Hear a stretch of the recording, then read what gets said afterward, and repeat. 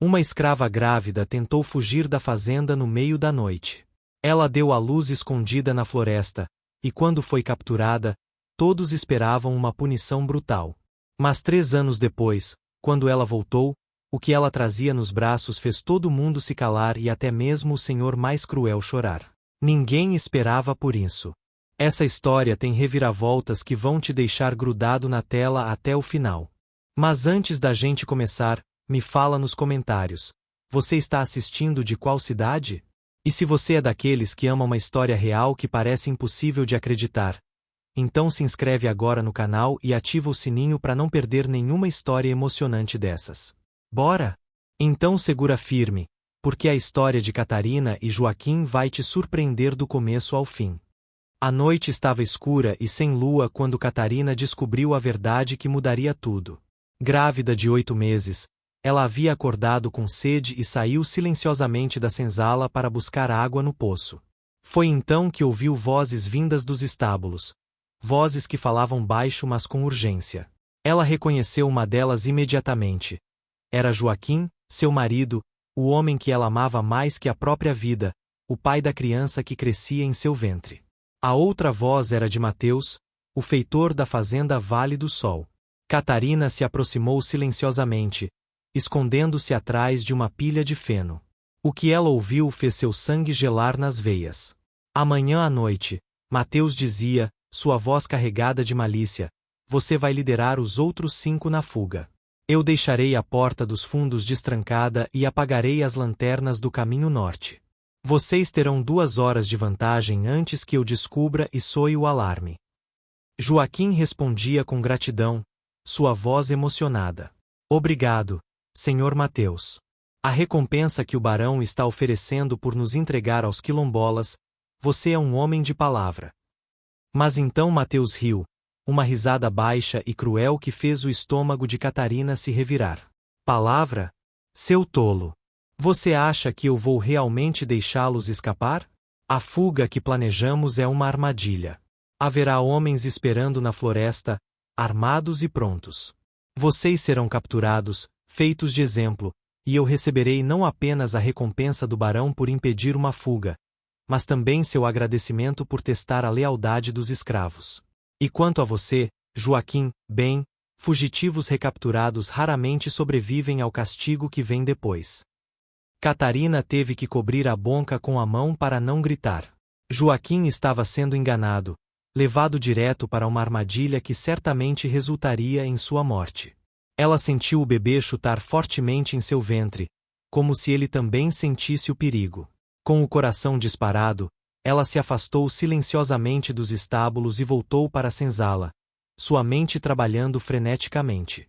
Ela precisava avisar Joaquim, precisava impedir aquela loucura. Mas sabia que se confrontasse o marido diretamente, ele poderia não acreditar nela. Mateus havia cultivado sua confiança por meses, plantando sementes de esperança de liberdade. Quando Joaquim voltou para a senzala 1 hora depois, Catarina estava deitada, fingindo dormir, mas seu coração batia tão forte que ela tinha certeza de que ele poderia ouvi-lo.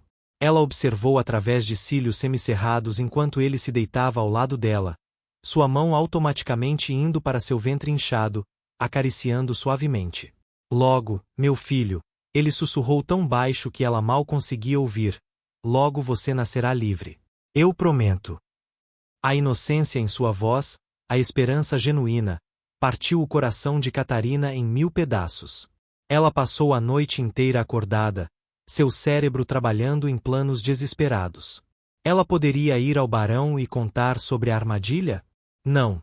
Mateus negaria tudo e ela seria punida por causar problemas. Ela poderia confrontar Mateus diretamente? Isso seria suicídio. Ela poderia simplesmente contar a Joaquim o que ouvirá? Ele poderia pensar que ela estava tentando sabotá-lo, ou pior, que ela era uma informante. A confiança entre escravos era frágil, constantemente testada pelos senhores que plantavam espiões entre eles. Foi pouco antes do amanhecer que Catarina tomou sua decisão. Era desesperada, perigosa e possivelmente insana, mas era a única maneira que via de salvar o homem que amava. Se Joaquim estava determinado a fugir, se ele não acreditaria nela sobre a armadilha, então havia apenas uma solução. Ela fugiria com ele, mas não no caminho que Mateus havia planejado. Ela conhecia outro caminho, um que sua avó lhe havia contado anos atrás antes de morrer. Um caminho antigo através da floresta que poucos conheciam, usado décadas atrás por escravos que haviam conseguido alcançar os quilombos. Mas havia um problema enorme. Ela estava grávida de 8 meses. Fugir em sua condição seria extremamente perigoso, possivelmente fatal. A jornada até o quilombo mais próximo levaria dias de caminhada árdua através de terreno difícil. Ela poderia entrar em trabalho de parto no meio do caminho. Ela poderia não conseguir acompanhar o ritmo. Ela poderia colocar não apenas sua vida em risco, mas também a vida de seu bebê. Mas a alternativa, ficar e assistir Joaquim caminhar direto para sua morte, era impensável. Catarina passou o dia reunindo discretamente suprimentos. Um pouco de comida escondida aqui, um cobertor ali, uma faca pequena que ela furtou da cozinha quando ninguém estava olhando. Ela escondeu tudo em um local secreto perto da borda da propriedade. E quando a noite finalmente chegou, quando Joaquim a acordou gentilmente e sussurrou: "É hora, meu amor, vamos buscar nossa liberdade", ela o surpreendeu dizendo: "Eu sei. E eu sei sobre a armadilha também. Não vamos para onde Mateus disse. Vamos pelo caminho que minha avó me ensinou. Confie em mim, Joaquim. Confie em mim como eu confio em você." A floresta à noite era um lugar de sombras e sons misteriosos. Catarina liderava o caminho, movendo-se o mais rápido que seu corpo grávido permitia, com Joaquim ao seu lado, alternando entre admiração pela coragem de sua esposa e terror pela segurança dela. Os outros 5 homens que planejavam fugir haviam sido avisados no último minuto sobre a mudança de planos. Alguns queriam seguir o caminho seguro que Mateus havia prometido, mas a certeza na voz de Catarina e os detalhes específicos que ela forneceu sobre a armadilha os convenceram. Por que Mateus faria isso? João, um dos homens, sussurrou enquanto se moviam através da vegetação densa. Por que ganhar nossa confiança apenas para nos trair? Catarina respondeu sem parar de andar, sua voz baixa mas firme. Porque para homens como ele, nós não somos pessoas. Somos oportunidades, oportunidades de ganhar dinheiro, de ganhar favor com o barão, de provar seu valor. Nossa morte não significa nada para ele exceto recompensa.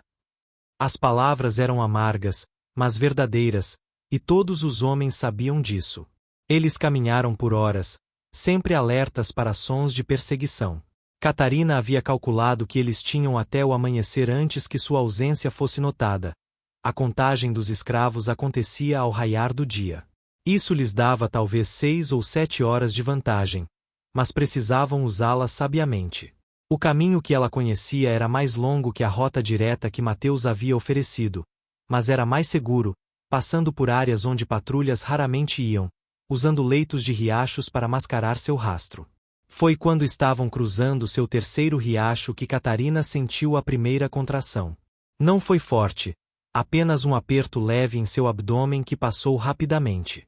Ela não disse nada, não queria preocupar Joaquim ou atrasar o grupo. Mas 20 minutos depois, veio outra, um pouco mais forte. E então outra. Seu corpo, já sob estresse extremo da caminhada difícil, da tensão, do medo, estava começando o trabalho de parto prematuro.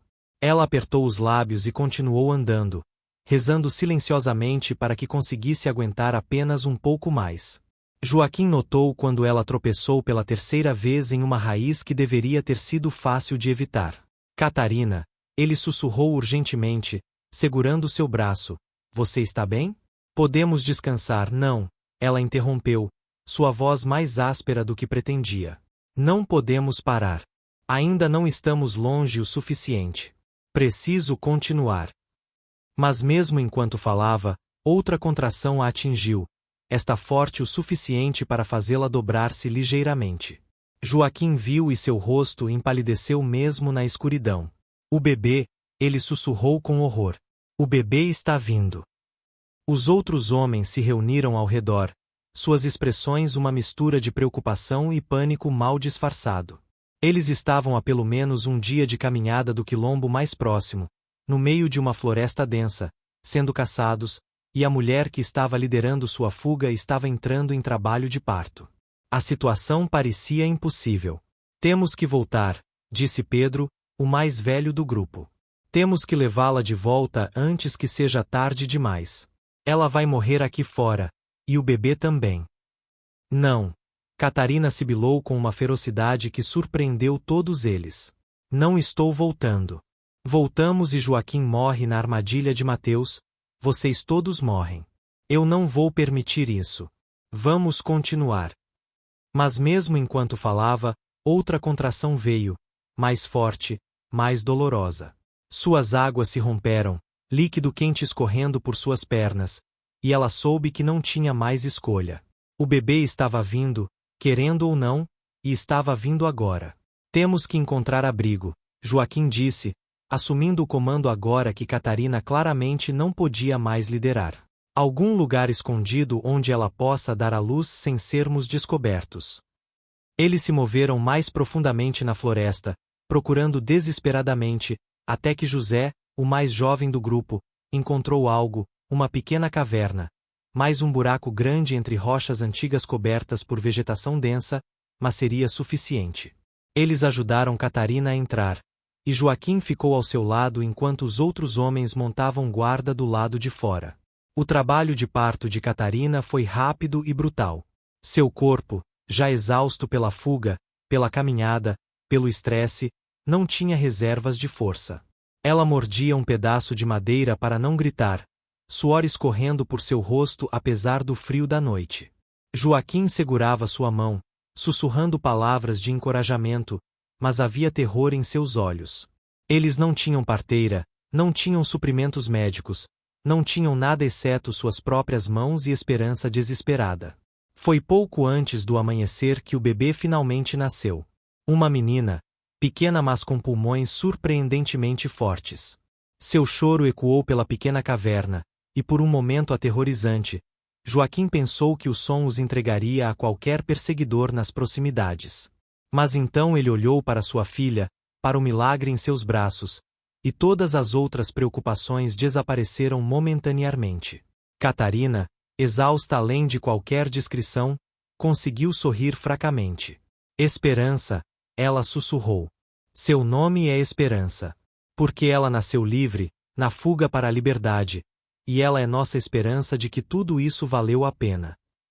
O sol estava nascendo quando Joaquim finalmente saiu da caverna, carregando cuidadosamente sua filha recém-nascida embrulhada no cobertor que Catarina havia trazido. Os outros homens se viraram para olhar, e todos ficaram em silêncio ao ver o bebê. Era um momento de alegria e terror ao mesmo tempo. Uma nova vida havia chegado ao mundo, mas em circunstâncias desesperadas. Como está Catarina? João perguntou com preocupação. Joaquim balançou a cabeça gravemente. Ela está viva, mas fraca. Perdeu muito sangue. Ela precisa de descanso, de cuidados médicos, de coisas que não podemos dar a ela aqui. Foi então que ouviram o som distante mas inconfundível de cães de caça. Os latidos ecoavam pela floresta, ainda distantes mas se aproximando. A busca havia começado. Eles estão vindo, Pedro disse, o pânico evidente em sua voz. Eles nos encontrarão em horas, talvez menos. Precisamos nos mover agora. Mas como poderiam se mover? Catarina mal conseguia ficar em pé, muito menos caminhar por mais um dia através de terreno difícil. E o bebê, tão pequeno e vulnerável, precisava de cuidados constantes. Joaquim olhou para sua filha, então para a caverna onde sua esposa estava deitada, então para os homens que dependiam dele para a liderança. E pela primeira vez em sua vida, ele não sabia o que fazer. Todas as opções eram impossíveis. Ficarem significava serem capturados, significava morte certa para ele e provavelmente para os outros, significava Catarina ser brutalmente punida, significava a bebê crescer em escravidão. Mas se moverem, com Catarina em sua condição, provavelmente a mataria, e talvez a bebê também. Vocês devem ir sem nós, Catarina disse da entrada da caverna, apoiando-se na parede de pedra, seu rosto pálido como a morte mas seus olhos determinados. Levem esperança com vocês. Eu vou atrasar os perseguidores, dar a vocês tempo de chegar ao quilombo. Uma vez lá, ela estará segura, livre. Joaquim olhou para ela como se ela tivesse perdido a razão. Você quer que eu abandone você? Que eu leve nossa filha e simplesmente deixe você morrer aqui? Sua voz estava áspera de emoção. Você não está me abandonando, Catarina disse suavemente, lágrimas escorrendo por seu rosto. Você está salvando nossa filha. E talvez eu sobreviva.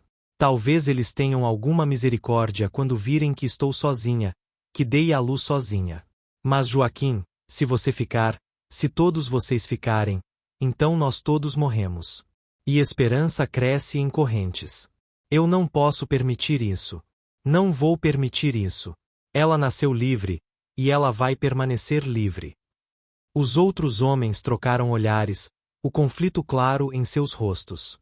Era uma escolha terrível, dividir uma família recém-formada, deixar uma mulher que acabou de dar à luz sozinha para enfrentar a fúria de seus perseguidores. Mas a lógica do argumento de Catarina era inegável.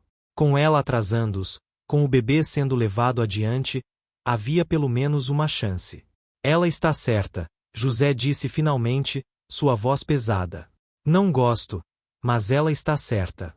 É a única chance que temos. Joaquim segurou a filha com mais força, olhando do pequeno rosto para o rosto de sua esposa, rasgado entre dois amores impossíveis de escolher. Não posso, ele sussurrou, sua voz quebrada. Não posso deixar você. Mas Catarina se aproximou dele, cambaleando, e colocou as mãos sobre as dele onde elas seguravam o bebê. Você pode, ela disse firmemente. Você deve. Porque você é pai agora, e um pai faz o impossível para proteger sua filha. Prometa-me, Joaquim. Prometa que vai mantê-la segura, que vai amá-la o suficiente por nós dois, que vai contar a ela sobre mim, sobre como ela nasceu, sobre o porquê de tudo isso. Eu prometo, Joaquim finalmente sussurrou, cada palavra custando-lhe um pedaço de sua alma. Eu prometo. Eles se abraçaram então, Catarina, Joaquim e a pequena Esperança entre eles, um momento de família roubado em meio à fuga. E então, porque tinham que fazer isso, porque os cães estavam cada vez mais pertos, porque não havia outra escolha, Joaquim se afastou. Ele virou as costas antes que sua coragem falhasse e começou a andar, seguindo os outros homens mais profundamente na floresta, carregando sua filha recém-nascida em seus braços. Catarina os observou ir até que eles desapareceram entre as árvores. Então ela se virou e começou a se mover na direção oposta, deixando um rastro óbvio, quebrando galhos, perturbando folhas, fazendo tudo o que podia para atrair os perseguidores para longe do caminho que seu marido e filha estavam tomando. Ela não sabia quanto tempo poderia continuar, quanto tempo seu corpo devastado a sustentaria. Mas ela continuaria enquanto pudesse, porque cada minuto que ela os atrasava era outro minuto que Esperança tinha para alcançar a liberdade. Os cães a encontraram 3 horas depois. Catarina havia colapsado contra uma árvore a cerca de 2 quilômetros da caverna onde havia dado à luz, indo na direção completamente oposta do quilombo. Quando os capatazes e seus cães a cercaram, ela estava semiconsciente, perdendo sangue de novo, tremendo de febre e exaustão. Onde estão os outros? O líder dos capatazes rugiu, puxando-a rudemente pelos cabelos. Onde está seu marido? Onde está o bebê? Catarina abriu os olhos, e apesar de sua condição terrível, havia um sorriso em seus lábios, fraco, mas inegável. Longe, ela sussurrou. Longe daqui. Longe de você. Longe de correntes. Minha filha nasceu livre, e ela vai morrer livre, mesmo que eu não possa. E então, reunindo a última força que tinha, ela cuspiu na face do capataz. Foi o último ato de desafio que seu corpo permitiu antes que ela desmaiasse, mas foi suficiente. Ela havia feito sua parte. Agora dependia de Joaquim fazer a dele. 3 anos se passaram. A fazenda Vale do Sol tinha cicatrizado das feridas da fuga fracassada, ou pelo menos era o que o barão gostava de acreditar. 5 escravos haviam fugido, liderados por um homem chamado Joaquim. Apenas um havia sido recapturado, uma mulher chamada Catarina, encontrada sangrando e delirante na floresta, balbuciando sobre um bebê e liberdade. Ela havia sido punida severamente pelo barão, chicoteada publicamente como exemplo para os outros, e então vendida para uma fazenda de cana-de-açúcar no norte, onde as condições eram tão brutais que poucos sobreviviam mais de alguns anos. Quanto aos outros fugitivos, nunca foram encontrados. Os capatazes procuraram por semanas, mas era como se tivessem desaparecido no ar. O barão estava furioso, não apenas pela perda de propriedade valiosa, mas pelo golpe em seu orgulho. Nenhum escravo havia fugido com sucesso de suas terras em 15 anos, e agora, subitamente, 4 homens haviam conseguido. Ele aumentou a vigilância, contratou mais capatazes, tornou as punições mais severas. A fazenda se tornou um lugar de ainda mais medo e opressão. Mateus, o feitor que havia armado a armadilha, havia sido despedido. O barão descobriu, através de investigação após a fuga, que Mateus havia mentido sobre os planos dos fugitivos, havia tentado lucrar com a situação de múltiplas formas. Sua desonestidade, mais que qualquer simpatia pelos escravos, custou-lhe o emprego. Um novo feitor, ainda mais cruel que Mateus, assumiu o cargo, um homem chamado Domingos que acreditava que escravos eram animais que precisavam ser quebrados, não pessoas para serem gerenciadas. Era uma manhã quente de dezembro quando algo extraordinário aconteceu. Um dos capatazes veio correndo até a casa grande, seu rosto vermelho de esforço e excitação. Senhor barão, ele gritou, há alguém na porta principal. Um homem. Ele diz que vem do quilombo da Serra Azul. E ele está pedindo para falar com o senhor. Diz que tem algo que pertence ao senhor. O barão franziu a testa, confuso e desconfiado. Um quilombola vindo voluntariamente até sua fazenda? Era impensável, possivelmente uma armadilha. Mas curiosidade venceu cautela, e o barão saiu para a varanda frontal, acompanhado por vários homens armados. O que ele viu o fez parar no meio do caminho. Havia um homem na entrada, negro, alto, com roupa simples mas limpa, não as roupas esfarrapadas de um escravo mas também não as roupas finas de um homem livre e rico. E em seus braços, ele carregava uma criança. Uma menina de cerca de 3 anos, com grandes olhos escuros e cabelo cacheado, olhando ao redor com curiosidade misturada com medo. Quem é você? O barão exigiu, sua mão indo instintivamente para a arma em seu cinto. O que você quer aqui? O homem deu um passo à frente, sem medo evidente, apesar de estar cercado por homens armados. Meu nome é Joaquim, senhor. Eu era seu escravo, fugi há 3 anos. E esta, ele levantou a criança ligeiramente, é minha filha, Esperança. Eu vim me entregar. O silêncio que seguiu foi absoluto. Todos os presentes ficaram chocados. Um fugitivo, retornando voluntariamente? Era sem precedentes. Você fugiu, o barão disse lentamente, tentando processar o que estava acontecendo, e agora você volta? Você sabe o que eu faço com fugitivos recapturados? Você sabe a punição que espera você? Joaquim assentiu calmamente. Eu sei, senhor. Eu sei que provavelmente vou morrer. Mas eu não vim apenas para me entregar. Vim para fazer um acordo. Vim para negociar por algo mais importante que minha própria vida. O barão riu, uma risada áspera e sem humor. Negociar? Você não tem nada para negociar. Você é fugitivo. Sua vida já está perdida. O que você possivelmente poderia oferecer que me interessaria? Joaquim respirou fundo, segurando Esperança mais perto. Informação, senhor. Eu sei onde está o quilombo da Serra Azul. Eu sei seus caminhos secretos, seus sistemas de defesa, onde eles escondem fugitivos, como eles evitam captura. Essa informação vale algo para o senhor, não vale? O interesse no rosto do barão era óbvio. O quilombo da Serra Azul havia sido um espinho em seu lado por anos, abrigando fugitivos, ajudando escravos a escapar, existindo como um símbolo vivo de que resistência era possível. Se ele pudesse destruí-lo, sua reputação seria restaurada, e ele ganharia considerável recompensa do governo. Continue falando, ele disse, seu tom ligeiramente menos hostil. O que exatamente você está oferecendo, e o que você quer em troca? Eu lhe darei toda a informação que tenho, Joaquim disse, sua voz firme. Mapas, rotas, nomes, tudo. Em troca, eu quero apenas uma coisa: liberdade para minha filha. Não para mim, eu sei que pedi muito ao fugir, eu aceito as consequências. Mas Esperança, ela não escolheu nada disso. Ela nasceu durante nossa fuga, nasceu livre, mas sem documentos, sem status legal.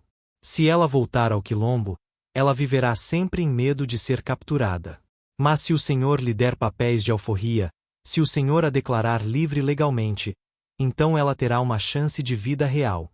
O barão estudou Joaquim por um longo momento, depois olhou para a criança em seus braços. Esperança olhava de volta para ele com aqueles olhos grandes, sem compreender completamente o que estava acontecendo, mas sentindo a tensão no ar. Você trairia seu próprio povo, o barão disse lentamente, trairia aqueles que lhe deram abrigo, que salvaram sua vida, tudo por uma criança. Joaquim não hesitou. Não por uma criança. Por minha criança.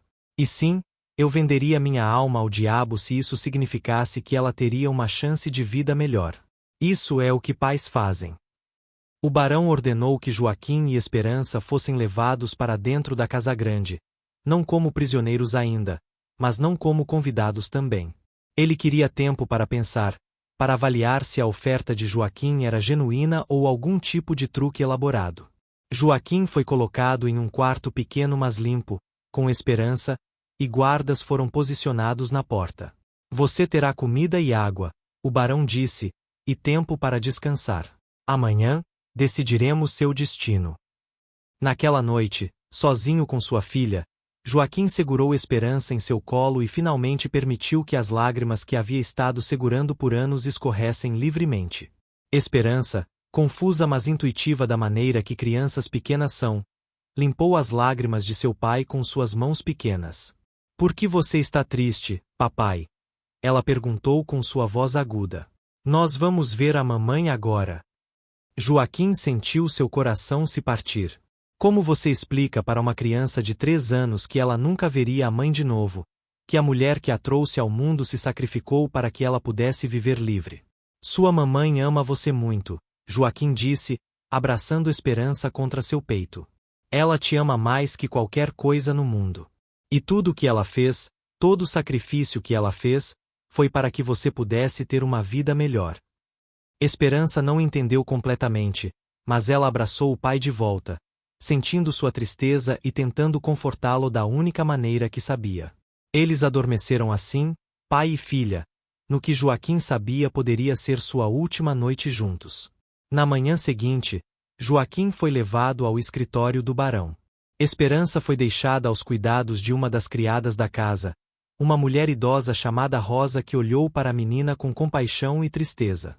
O barão estava sentado atrás de sua grande mesa de mogno, papéis espalhados à sua frente, sua expressão séria.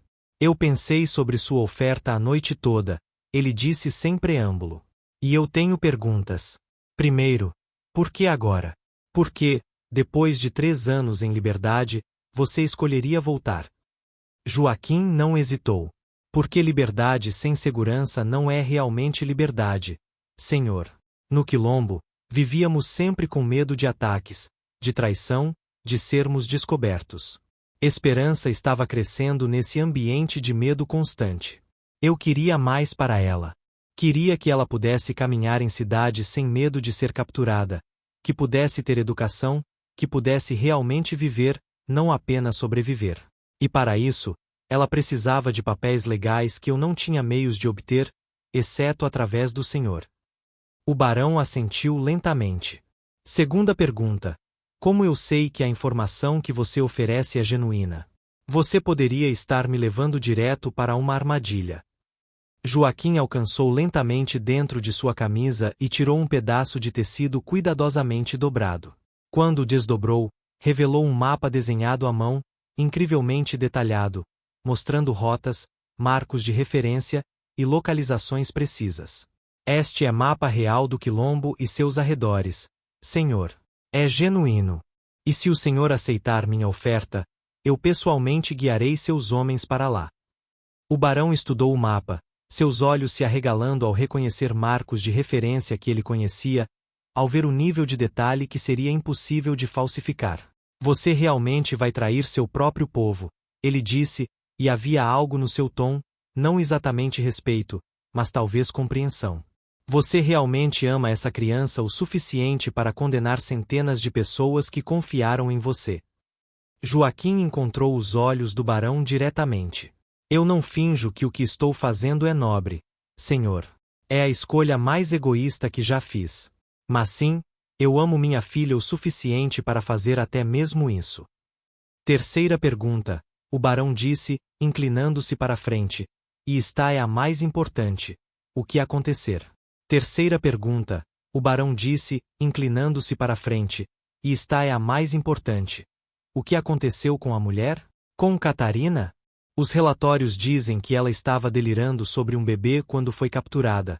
Mas nunca encontramos evidências de criança alguma. Agora você aparece com uma menina de 3 anos. Explique. A voz do barão havia mudado, havia algo diferente nela agora. Não apenas curiosidade de negócios, mas algo mais pessoal. Joaquim respirou fundo, e quando começou a falar, sua voz estava carregada de emoção que ele não tentou esconder. Catarina deu à luz esperança na floresta. Senhor. No meio da nossa fuga, em uma caverna, sem ajuda, sem recursos.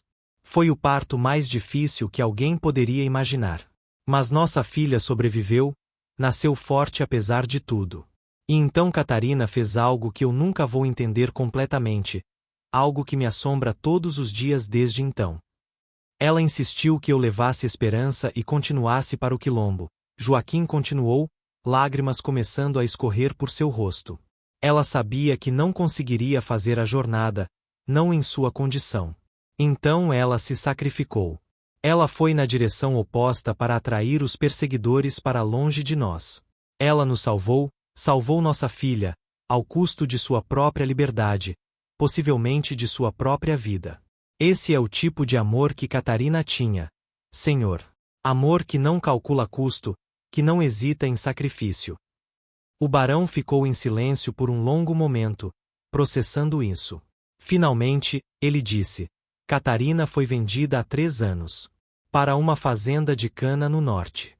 Eu não sei se ela ainda vive. As condições lá são brutais. A maioria não sobrevive mais de 2 anos.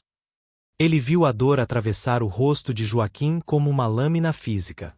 Mas aqui está o que eu proponho. Você me dá a informação que prometeu. Você guia meus homens ao quilombo.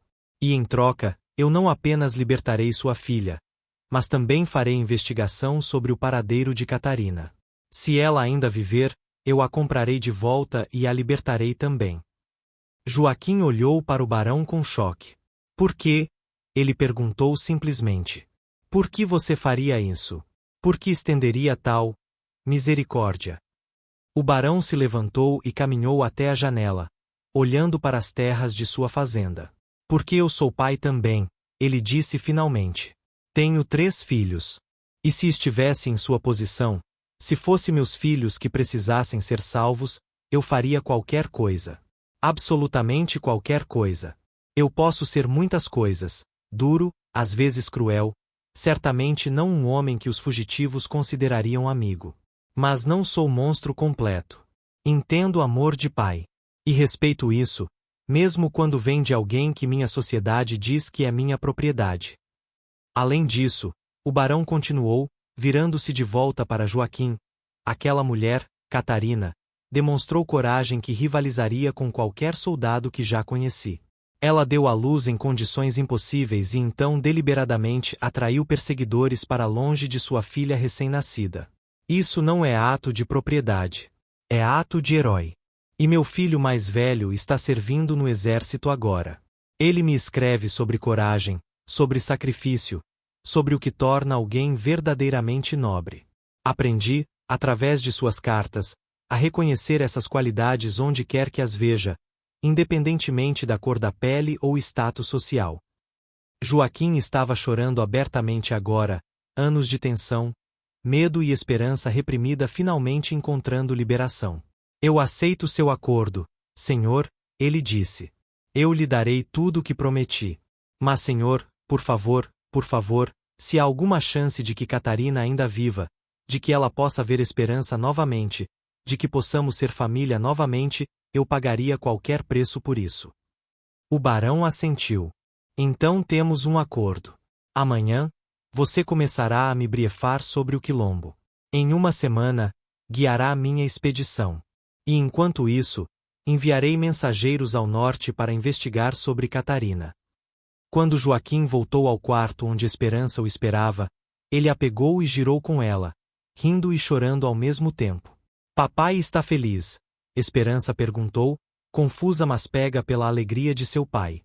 Sim, minha pequena, Joaquim disse, beijando sua testa. Papai está feliz.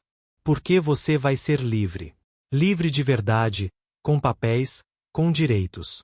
E talvez, apenas talvez, você vai ver sua mamãe de novo. Talvez nós possamos ser família de novo. Era uma esperança frágil, construída sobre muitos sês e talvezes, mas era mais esperança do que Joaquim havia sentido em 3 longos anos. Uma semana depois, Joaquim cavalgava com o barão à frente de 20 homens armados. O peso da traição esmagava seu peito como pedra. Ele estava levando esses homens até pessoas que o haviam acolhido por 3 anos. João, Pedro, José, seus irmãos. Mas cada vez que a culpa ameaçava consumi-lo, pensava em esperança, na possibilidade de Catarina estar viva.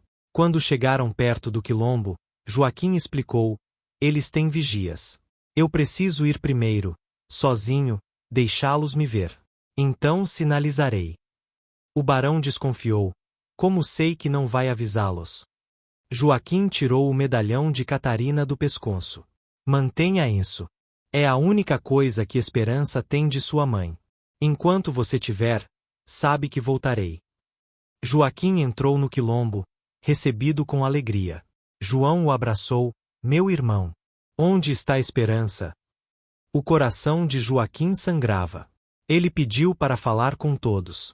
Quando a população se reuniu, 80 pessoas, ele revelou a verdade. Eu os traí.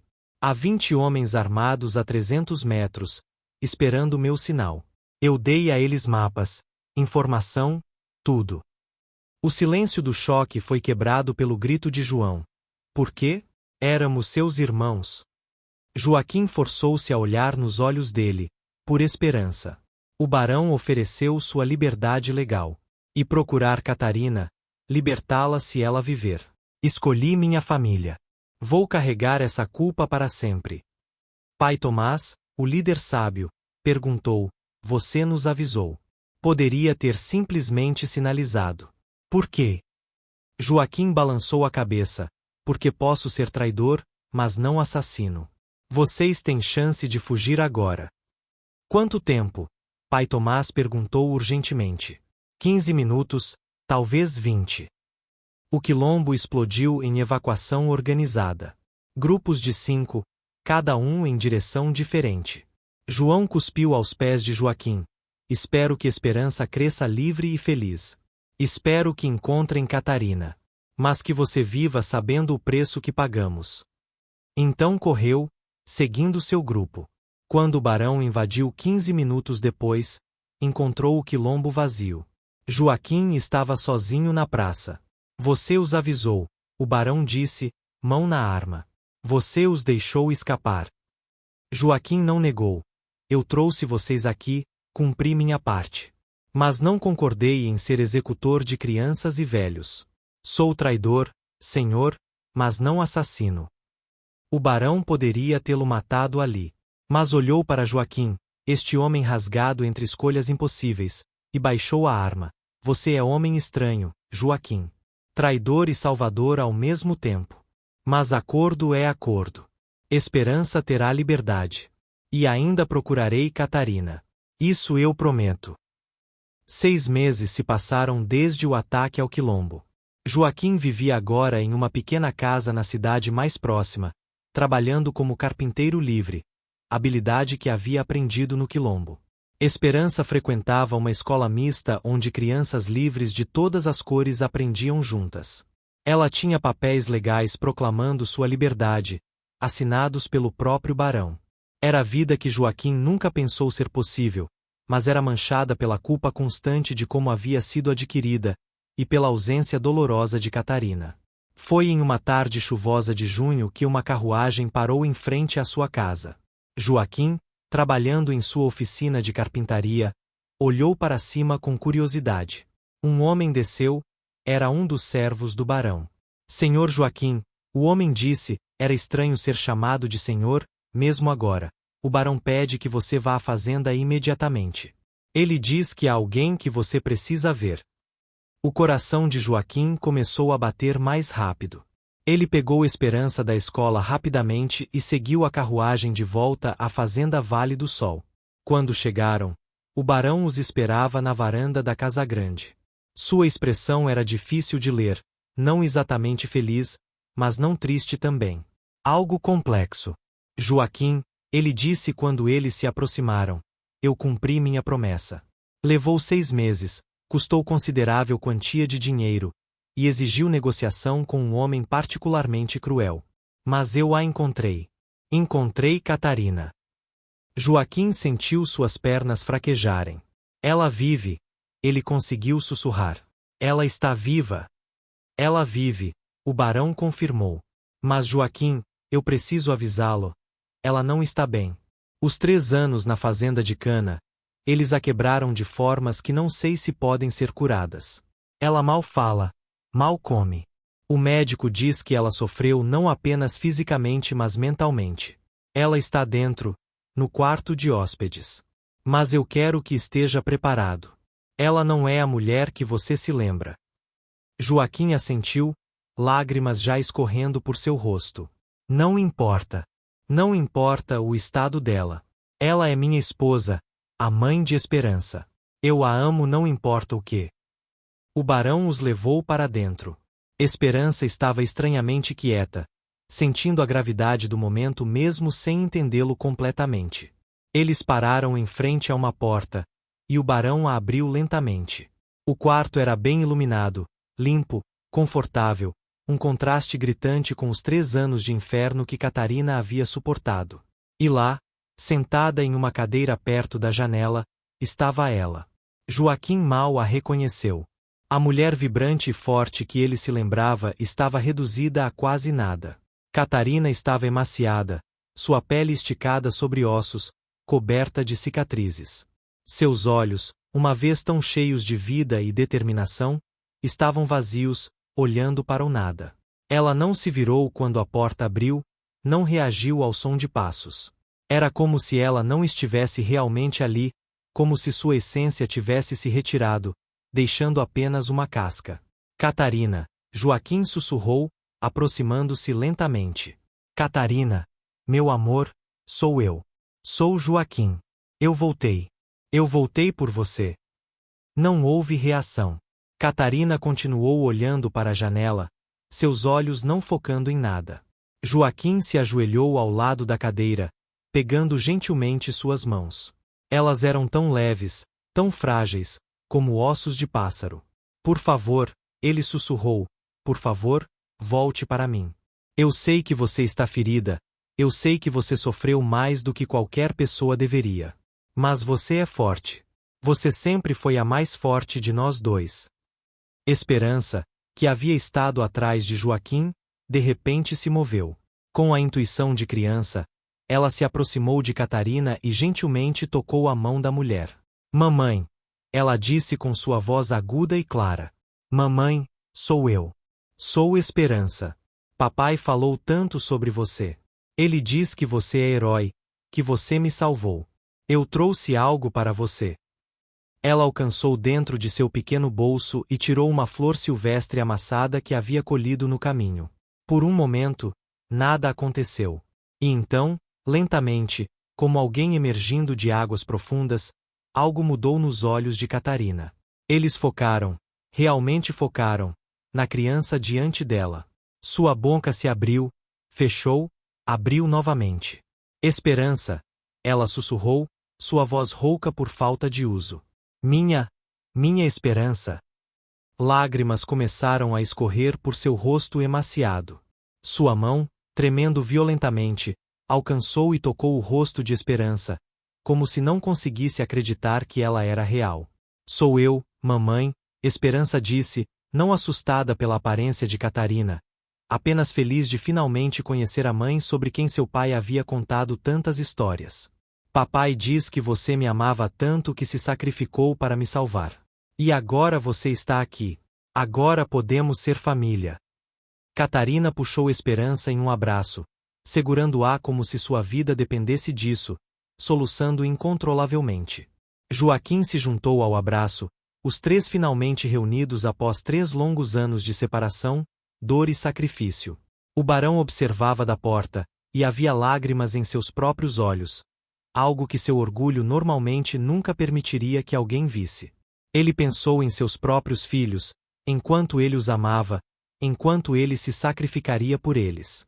E ele entendeu, talvez pela primeira vez verdadeiramente, que as pessoas que ele havia passado a vida possuindo e controlando sentiam as mesmas coisas, amavam com a mesma profundidade, sofriam com a mesma intensidade. Era lição humilhante e necessária. 2 anos depois daquele reencontro, algo extraordinário aconteceu que mudaria não apenas a fazenda Vale do Sol, mas reverberaria através da região inteira. O Brasil estava em fermentação. O movimento abolicionista estava ganhando força. Debate sobre escravidão dominava jornais e salões. E o barão, mudado por tudo que havia testemunhado, decidiu fazer algo sem precedentes. Ele organizou uma reunião pública onde Joaquim e Catarina contariam sua história completa. A reunião aconteceu no salão principal da cidade, e veio gente de toda parte: fazendeiros, comerciantes, escravos, aqueles cujos senhores permitiram, homens livres, até mesmo alguns políticos de cidades maiores. Havia curiosidade, ceticismo, hostilidade de alguns que viam qualquer simpatia por escravos como perigosa. Mas havia também aqueles que genuinamente queriam entender, que estavam começando a questionar o sistema que haviam aceito como natural todas suas vidas. Joaquim falou primeiro. Ele contou sobre a fuga, sobre o nascimento de Esperança na floresta, sobre o sacrifício de Catarina. Ele não escondeu nada, nem sua própria traição ao quilombo, nem os acordos que fez, nem as escolhas impossíveis que enfrentou. Eu não sou herói, ele disse à multidão silenciosa. Eu traí pessoas que confiaram em mim para salvar minha filha. Eu escolhi minha família sobre meu povo. E vivo com essa culpa todos os dias. Mas quero que entendam algo. Essas escolhas, essas tragédias, essas traições, elas não existiriam se não fosse pela escravidão em si. O sistema transforma pais em traidores, amor em arma, sobrevivência em pecado. Então Catarina falou. Sua voz ainda era fraca, seu corpo ainda mostrava as marcas dos anos de tormento, mas havia força nela que crescia a cada dia. Ela contou sobre dar à luz em uma caverna, sobre atrair deliberadamente perseguidores para longe de seu bebê recém-nascido, sobre os 3 anos de inferno que se seguiram. E então ela disse algo que fez metade da audiência chorar e a outra metade ficar em silêncio chocado. Eu dei à luz minha filha em uma floresta, Catarina disse, sua voz ganhando força, enquanto fugia por nossa liberdade. E quando coloquei Esperança nos braços de meu marido e disse a ele para correr, para me deixar, eu pensei que estava me sacrificando para que ela pudesse viver livre. Mas não foi sacrifício, foi investimento. Foi aposta que vida de minha filha valia mais que minha própria. E eu estava certa. Olhem para ela agora. Ela apontou para Esperança, agora 5 anos, sentada na primeira fila, seus olhos grandes absorvendo tudo. Minha filha é livre, Catarina continuou. Ela vai à escola. Ela aprende a ler e escrever.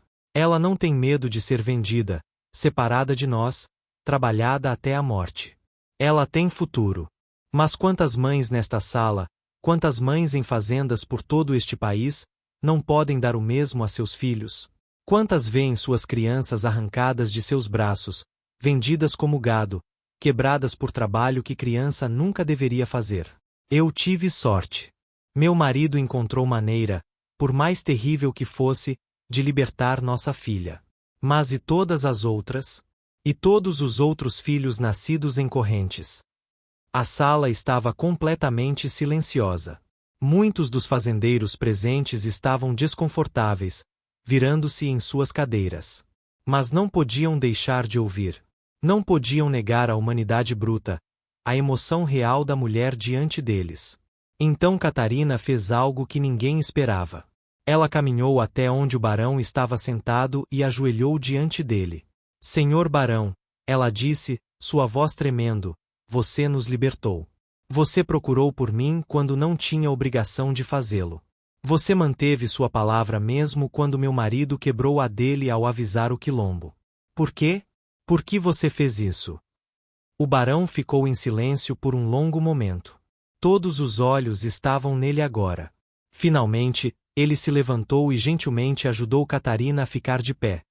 Gesto que causou murmúrios chocados entre os fazendeiros presentes. Um senhor não tocava uma escrava assim, não a ajudava a levantar como se fosse igual. Porque, ele disse, sua voz clara o suficiente para todos ouvirem. Eu vi algo nesta família que me fez questionar tudo que acreditava. Vi amor que transcendia circunstâncias. Vi sacrifício que rivalizaria com qualquer santo. Vi humanidade tão pura e inegável que me forçou a confrontar verdade terrível. Que por anos, por décadas, eu havia participado de sistema que tentava negar essa humanidade. Eu não sou abolicionista, o barão continuou, causando murmúrios entre a audiência. Não vou fingir que sou. Eu ainda possuo escravos, ainda lucro com seu trabalho. Mas estou mudando. Lentamente, gradualmente, estou mudando como gerencio minha fazenda. Não separo mais famílias. Permito que escravos se casem, que mantenham suas crianças. Pago pequeno salário. Permito que acumulem dinheiro para eventualmente comprar sua liberdade. São passos pequenos, insuficientes, mas são passos. E faço isso por causa desta família. Por causa de Catarina, Joaquim e Esperança, que me mostraram que não posso mais fingir que aqueles que chamo de propriedade não são completamente, totalmente humanos.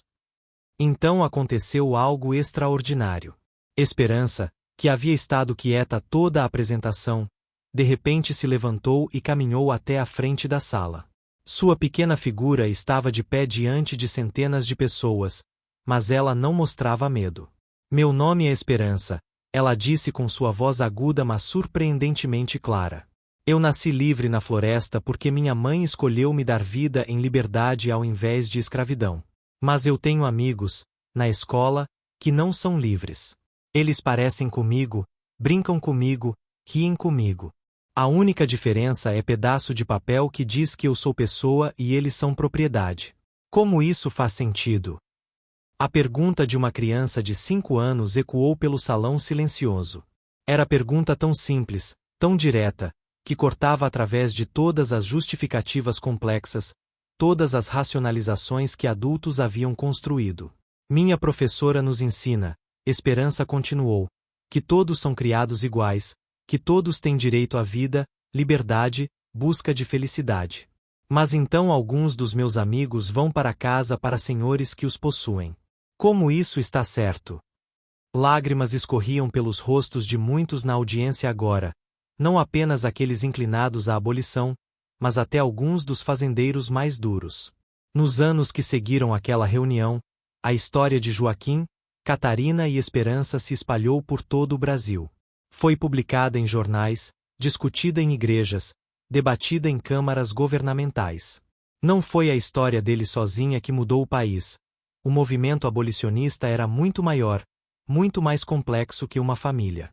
Mas sua história se tornou símbolo, exemplo concreto da humanidade dos escravizados, do custo terrível da escravidão não apenas em termos econômicos mas em termos puramente humanos. O barão continuou mudando, gradualmente transformando sua fazenda.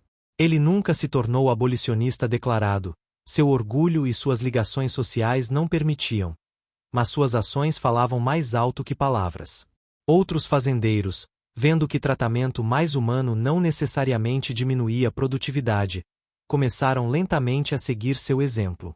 Eram mudanças glacialmente lentas, insuficientemente pequenas, mas eram mudanças.